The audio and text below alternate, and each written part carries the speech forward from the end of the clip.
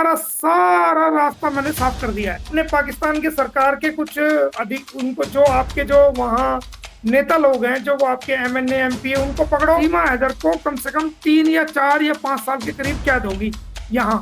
उसके बाद ये डिपोर्ट होगी। तुम तो बच्चे लेके चले जाओगे, मैं इसके पीछे लगा रहूंगा। मोमिन मलिक नाम है मेरा, समझ गए? तुम्हारे बच्चों पे कैमरों की तरह निगाहें हैं मेरे आदमियों। कोई भी गलत बात कही तो तुम सीधे जेल जाओगे, कोई बचा नहीं सकेगा। वकील का काम नहीं है ये सब करना।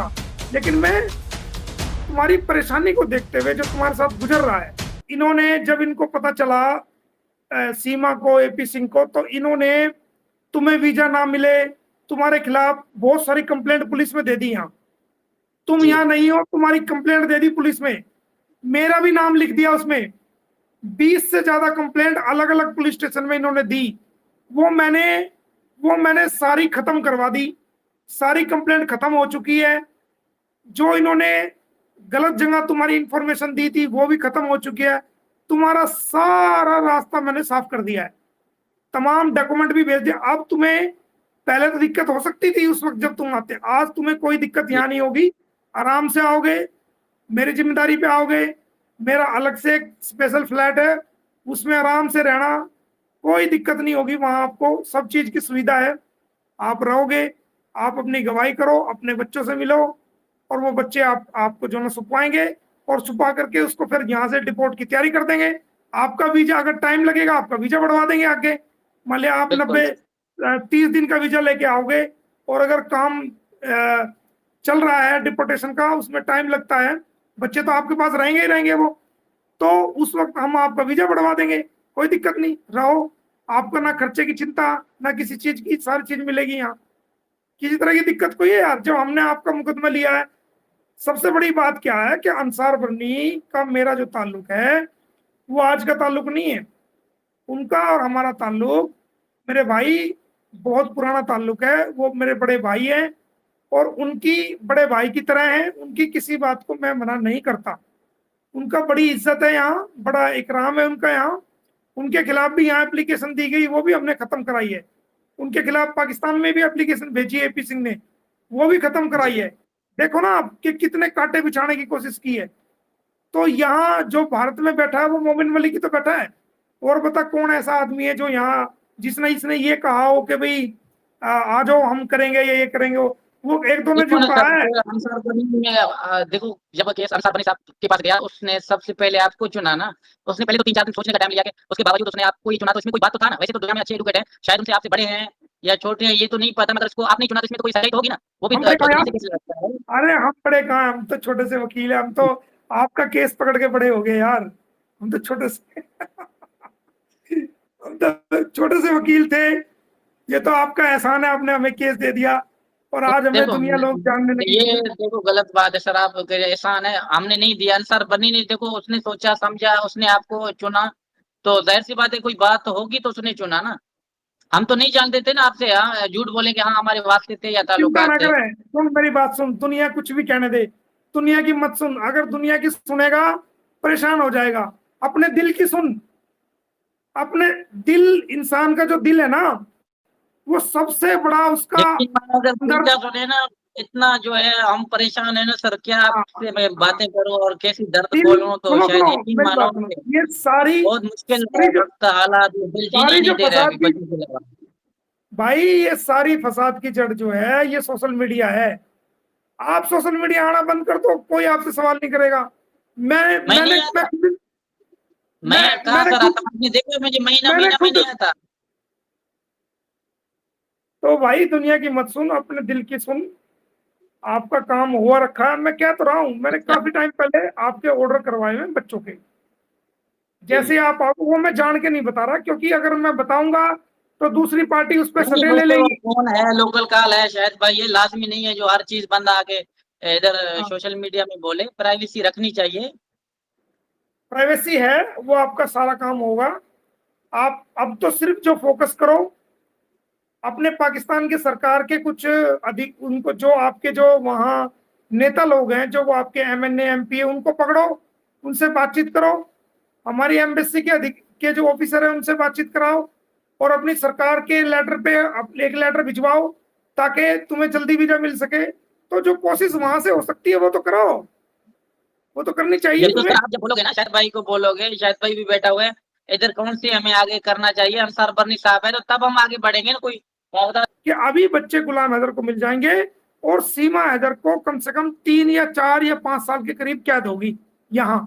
उसके बाद ये डिपोर्ट होगी पाकिस्तान में, ये जाएगी जरूर, लेकिन पहले है? 2-3 साल इसके जेल में लगेंगे, उसके बाद ये जाएगी पाकिस्तान। हो सकता है जब तक इसकी अकल ठिकाने आ जाए और ये इसको भेज दिया जाए। अच्छा, अब ये बात करती है प्रेगनेंसी की, बच्चा हो गया, मैं कहता हूं ये चाहे 20 बच्चे पैदा कर ले, लेकिन इसको भारत की नागरिकता मोमिन मलिक लेने नहीं देगा, इसको जेल कराएगा और इसको वापस पाकिस्तान कराएगा। ये मैं आपको कह रहा हूं। तुम तो बच्चे लेके चले जाओगे, मैं इसके पीछे लगा रहूंगा, मैं इसका जीना आराम, इसको जेल करा के रहूंगा और इसको ये डिपोर्ट होगी होगी। 1 साल में हो जाओ, 2 साल में हो जाओ, 3 साल में हो जाओ, जितनी सजा मिलेगी डिपोर्ट होगी होगी।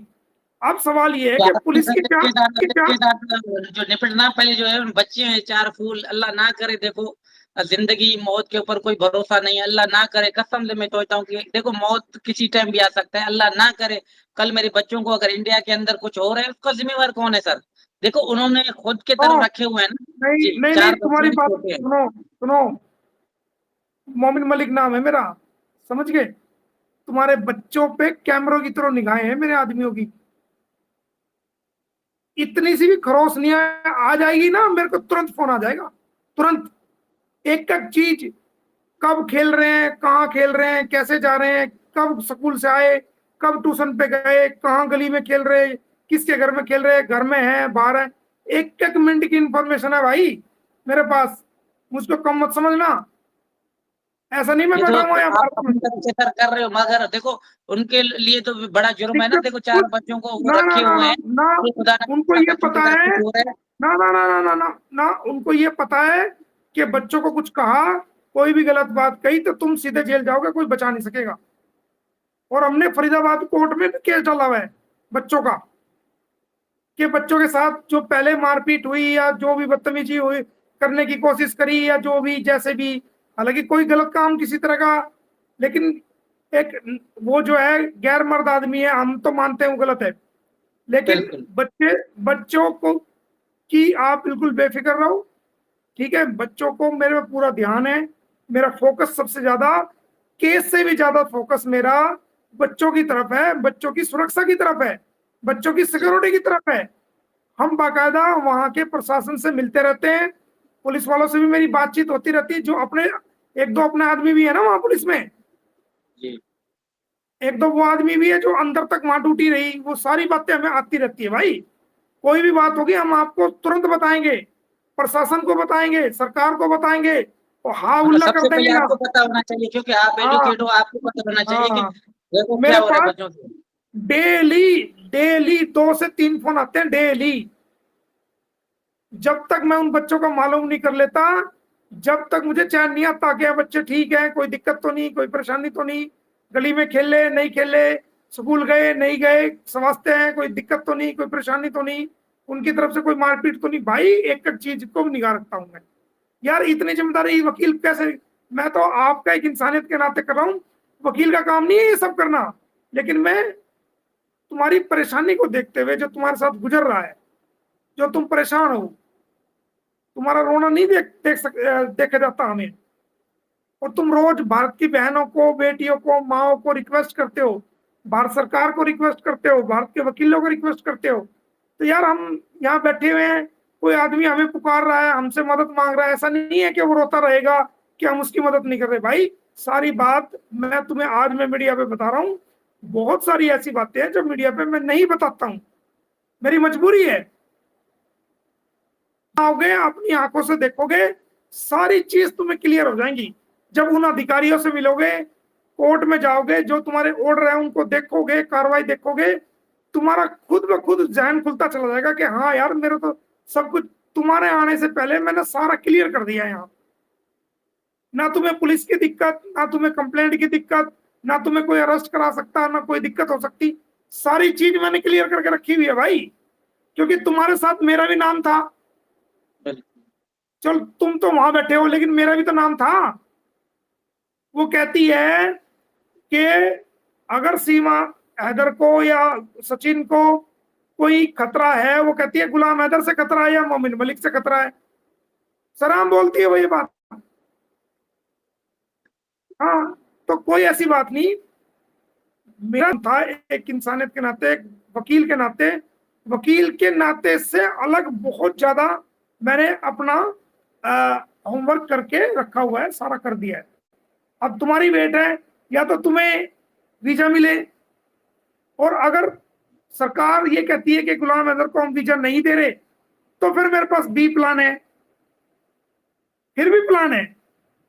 फिर फर्क इतना है कि तुम इंडिया में नहीं आ सकते, तुम्हें मैं किसी बराबर की कंट्री में बुलाऊंगा, वहां तुम्हें बच्चे दूंगा, बच्चे तुम्हें जरूर दूंगा, चाहे वीजा मिले चाहे ना मिले।